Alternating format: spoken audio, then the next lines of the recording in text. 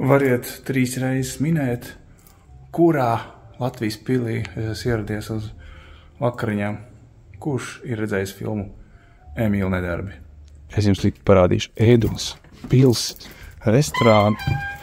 Interjers, pa labi, pa kreisi.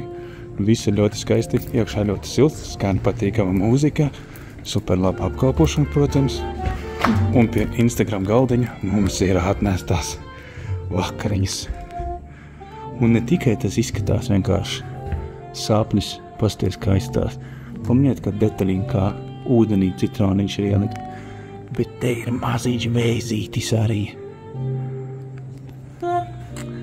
Tagad jūs zināsiet, kur atrast savu otru pusīti uz romantiskām vakariņām. Tas nekas, ka tālu. Viņi ir tā vērti taču. Zupa ļoti garšīga. Un iekšā ir vēzīšu gabaliņi. Tas ir vērts vienkārši, lai tā piedzīvojam atbraukt uz šēnai, palikt pa nakti un notiesāt tāds garšīgs vakariņas. Ja tu negāž šo vēžu zupiņa, nav problēma, tu var nākt pasūtīt arī sev ribiņas.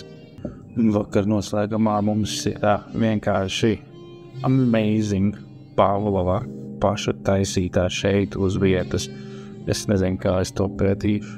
Tik šausmīgi garšīgi, kas var izstāstīt. Augšā šis ir grieķu jogurtu krēms, ja es tagad nesamelošu. Dievīgi. Un tad, vai šī tad bez bizē?